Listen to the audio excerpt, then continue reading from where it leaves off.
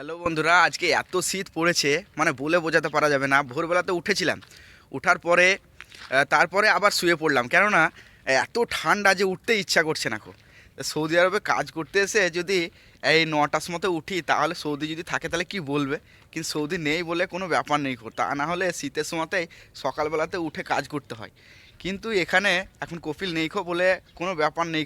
9টার সময়তে উঠলাম এতক্ষণে, আর এবার কাজ করব। আজকে সারাদিন কি কি কাজ করব সেটাই তোমাদেরকে দেখাবো। এতক্ষণে এই যে মুখটা ধুলাম, তো মুখে এখনও পানি লেগে আছে, তাই মুখ ধুয়েই কাজে লেগে পড়বো। খাওয়া দাওয়ার কোনো সিস্টেমই নেই, তা না হলে অনেক দেরি হয়ে যাবে। এই যে দেখো, পাসনা নিয়ে বেরিয়ে পড়েছি, কি কাজ করব আজ তোমাদেরকে দেখাবো। আগে জোড়াগুলো দিয়েছিলাম, সেই জোড়াগুলো দেখো অনেকটাই গলেছে আর সাদা সাদা হয়ে ফুটে গেছে, একদম নুন ফুটা হয়ে। তো এগুলোকে কুড়ে কুড়ে আমাদেরকে মাটিতে মিশিয়ে দিতে হবে, যাতে মাটির তল দিকে চলে যায়। আর জৈব সারও দেওয়া আছে, প্লাস 10-26ও দেওয়া আছে।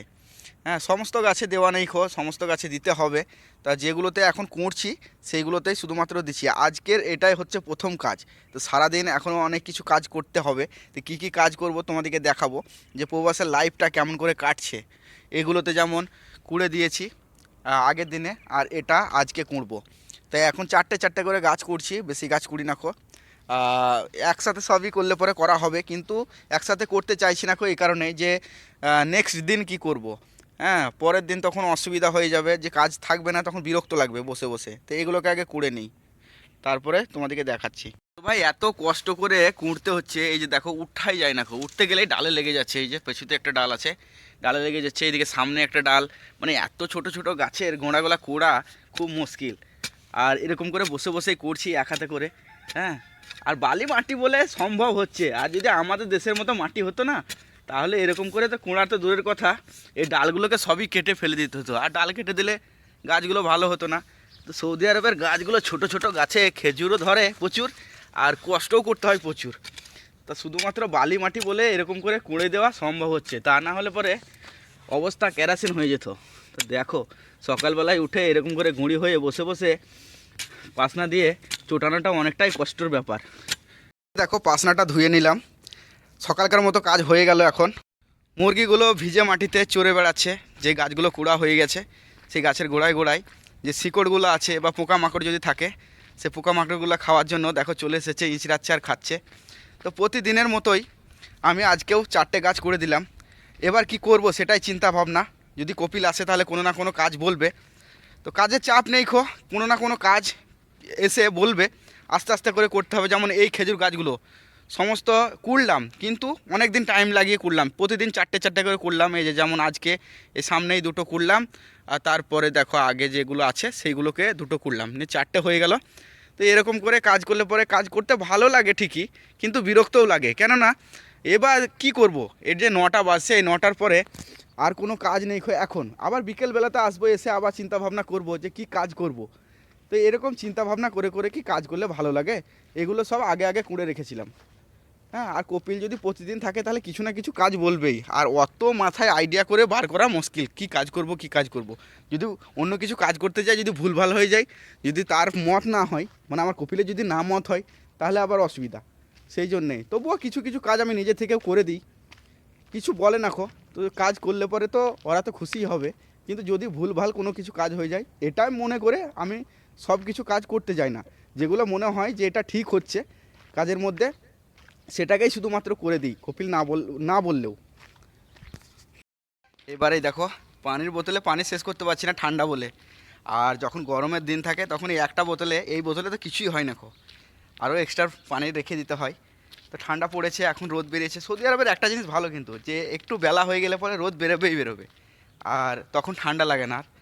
তো দেখো, আর এখানে গিজার সিস্টেম আছে, গা ধোয়ার তো কোনো টেনশনই নেই। হ্যাঁ, যে গা ধুতে হবে ঠান্ডা পানি, এসব কোনো টেনশন নাই। শুধুমাত্র রাত্রে একটু কষ্ট হয়, আর ভোর দিকে একটু কষ্ট হয়, যে প্রচুর ঠান্ডা, এমনকি বরফও পড়ে। এখন বরফ পড়ছে না কিন্তু অনেক ঠান্ডা পড়ে গেছে। হ্যাঁ, তাই যে এখন নাস্তা করতে যাচ্ছি, নাস্তাটা করে নিই, দেখাচ্ছি তোমাদেরকে যে নাস্তা কি করছি আজকে। খাওয়ার জন্য ডালটা গরম করতে দিলাম, ডালটা খুব সুন্দর হয়েছে, গাঢ় গাঢ় দেখো। আর গরম গরম ডাল আর রুটি, সেই স্বাদ একদম, খুব সুন্দর লাগবে ডাল দিয়ে রুটি খেতে। তো প্রবাসে ডাল দিয়ে বেশি রুটি খাওয়া হয়। মাংস হয়, মাংস মাছ সবই হয়, কিন্তু ডাল দিয়ে একটু বেশি খাওয়া হয়। ডাল দিয়ে রুটি খেতে ভালো লাগে এমনিতেও। দেখো অনেকটাই গরম হয়ে গেল, ফুটে গেল, এবার নামিয়ে দিই রুটিটা খাওয়ার জন্য। বন্ধুরা এখানে তো কিনা পানি ব্যবহার করতে হয়, তো ওই সামনে গাড়ি এসেছে, পানির ট্যাঙ্কির গাড়ি। তো ওদের সাথে একটু আলাপ করে আসি, চলো দেখি। পানির ট্যাঙ্কিতে পানিগুলোকে কিনতে হয়। তো এই যে নামছে, ইনি পানিটা কিনছে। আর এই পানির ট্যাঙ্কিটা এখান থেকে পাইপে পাইপে করে ট্যাঙ্কিতে ঢুকছে। হ্যাঁ ইনি ড্রাইভার। हाँ ठीक है। अच्छा है। हाँ ভালো আছে। हाँ एकदम ठीक है। हाँ ये बंदा हमारा यूपी का है, यूपी यूपी। देवरिया का रहने वाला भाई। अच्छा अच्छा। देवरिया দৌড়িয়া দৌড়িয়া। এই যে পাইপ ঢুকে গেছে এইদিকে ভিতর দিকে, এখানে ট্যাঙ্কি আছে, জমিন মে ট্যাঙ্কি। আচ্ছা এটা মাটির ভিতরে ট্যাঙ্কিটা ভরা আছে। এই ট্যাঙ্কিতে এখন পানিটা পুরো কমপ্লিট হয়ে যাবে। তো হয়ে গেল মনে হয়, এই যে গোটাচ্ছে পাইপটা। और पानी डाला है पानी। अच्छा ठीक है सबको मालूम है। मालूम है। হ্যাঁ और এই যে বন্ধুরা পানির ট্যাঙ্কি হচ্ছে একদিন পর পর আসছে। আর এরকম করে বোটগুলো পাওয়া যায়, এই বোটগুলোকে নিয়ে এসে দেখো কত সুন্দর রাউন্ড করেছে। রাউন্ডটাও এই বোটের মাধ্যমে কত সুন্দর করে হচ্ছে। আর একদিন পর পর করছে যাতে মশলাটা জমে যায়। অনেকটাই উঠে গেছে একদম গোড়া থেকে। দেখো একটা স্টেপ, দুটো স্টেপ, এক একটা স্টেপ 5 মিটার করে, 5 মিটার করে এক একটা স্টেপ। আর 10 মিটার, এটা নিয়ে 15 মিটার হচ্ছে। তো হালকা হালকা করে রড দিয়েছে চারিদিকে। আর মশলা করার সিস্টেম কিন্তু সত্যিই ভালো। হ্যাঁ খুব সুন্দর মশলা করার সিস্টেম। গামবুট পরে আছে দেখো ওই ভাইজান। আর এই যে এটাকে মাসুরা বলে, আমাদের পাইপ বলে, কিন্তু সৌদি আরবে মাসুরা বলে। এই মাসুরার মাধ্যমে এই মশলাগুলোকে ঢেলে দিচ্ছে। हाँ बात होता है इधर उधर। तुम्हारा काम मेरे को अच्छा लगा, हाँ इसलिए बार बार आता हूँ इधर ही। हाँ ऐसा तरह काम इंडिया से नहीं होता है। তো এইগুলো দেখো পানি একদম ঢলঢলে করে মশলাটা তৈরি করছে। আর এই যে পাইপের মধ্যে ভরে দিচ্ছে, যে নামতে হবে না খো, এই পাইপে পাইপে করেই চারিদিকে যে রাউন্ডটা আছে সেই রাউন্ডটাতে হয়ে যাবে। খুব সুন্দর সিস্টেম। আর এই যে বেলচেটা আছে, এই বেলচেট দিয়ে দুটো লোক লাগে। একজন এই যে এই দড়িটা ধরে টানে, আর একজন শুধু মশলাটাকে মাখানোর জন্য শুধু গেঁথে দেয় বেলচেটো। তা খুব সুন্দর সিস্টেম সত্যিই। এরকম সিস্টেম এই সৌদি আরব এসেই দেখতে পেলাম। আর সৌদি আরবের কাজ এমনিতেই আসান, যে আঁকড় কাজ সেরকম নয়। যত রকম কাজ দেখতে পাই, যে রাজমিস্ত্রি কাজ হলেও আসান, কিন্তু রোদ প্রচুর, সেই জন্যে একটু অসুবিধা হয়। সিমেন্টের বস্তাগুলো দেখো ওইখানে পড়েই আছে বাইরেই। কোনো রকম পানি তো এখানে হয় না, সেই জন্যই বাইরেই পড়ে আছে। এমনকি লোকও থাকে না এখানে, এখন এসেছে কাজ করার জন্যে বলে। তাছাড়া পানি হলে কিন্তু এই সিমেন্টগুলো সবই ভিজে যাবে। আর সৌদির টাকা প্রচুর, সিমেন্ট ভিজলেও কোনো অসুবিধা নেই। দেখো মশলাগুলোকে শুধু টেনে টেনে এই পাইপের গোড়াতে নিয়ে আসছে আর ঠেলে দিচ্ছে।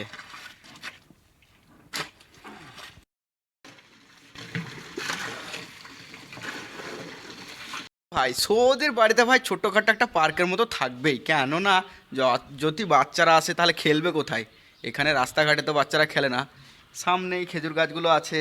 আর এখন আমি দুলছি বলে ক্যামেরাটাও দুলছে। দেখো এখানে স্প্রিং বোর্ড আর সব কিছুই লাগা আছে। আর টায়ার কাটা যে দোলনা থাকে, সে টায়ার কাটা দোলনা চেন দিয়ে দেখো কত সুন্দর করে তৈরি করেছে। সব জায়গাতেই এই সৌদির বাড়িতে বাড়িতে এই চেন লাগা দোলনাগুলো থাকে। আর এই দোলনাগুলো যদি মানুষ দোলা হয় তাহলে কখনোই ছিঁড়বে না। এইগুলো প্রায় দেখতে পাওয়া যায় সব সৌদির বাড়িতে, কিছু থাকুক আর না থাকুক এই দোলনাটা থাকবে কিন্তু। এখন আমি দুলছি, বেশ ভালোই লাগছে। বিকেল 5টা বেজে গেল, এতক্ষণে আমি কাজের সাইডে এলাম। 2 দিন থেকে প্রচুর ঠান্ডা পড়েছে, সেই জন্যে হয়তো শরীরটা হঠাৎ করে গা হাত পায়ে ব্যথা আরম্ভ হলো। তো এখন আর কি করব, কাজ বলতে কিছু নেই, তবুও খানিক আধে কাজ করতে হয়। কিন্তু শরীর খারাপ হলে তো কাজ করতে ভালো লাগে না। তাই এই যে ফার্ম হাউসে কাজ করতে গেলে পরে এই রেস্টটা পাওয়া যায়, যে শরীর খারাপ যদি কোনো সময় হয় তাহলে সেদিন যদি মনে করা হয় যে কাজ করবো না খো, তাহলে কোনো ব্যাপার নেই খো। আর যদি নিজের শরীর ঠিক থাকে তাহলে একটু বেশি করে কাজ করো, কি খানিক কম করে কাজ করো, নিজের ইচ্ছা মতো কাজ করা যায়। তো এই যে দুটো খেজুর গাছ আছে সামনে, এই দুটো খেজুর গাছে শুধুমাত্র আমি পানি দিয়ে দেবো। এই যে পাইপ এখানে পড়েই আছে, এই যে পানিটা যদি দিয়ে দিই তাহলে এই গাছগুলো একটু রসে থাকবে। হ্যাঁ, অনেক দিন থেকে পানি দেওয়া হয়নি খুব। দেখো এই দুটো গাছে পানিটা দিতে হবে। এই পাইপটা এখানে পড়ে আছে, পাইপটা শুধু সকেটটা ঘুরিয়ে দিলাম। আর এই যে পাথরগুলো পড়ে আছে, এই পাথরগুলোকে আমাকে তুলে তুলে সরাতে হবে। মনে করেছিলাম যে আজকে এই পাথরগুলোকে তুলে তুলে সরিয়ে দেবো, তার কারণ এটা হচ্ছে সৌদির বাড়ি, আর সৌদির বাড়ির সামনেই পাথর পড়ে আছে। এরা নোংরা দেখতে পারে না কো, এরকম পাথর বা কুঁটো যদি পড়ে থাকে তাহলে এরা খুব অস্বস্তি বোধ করে।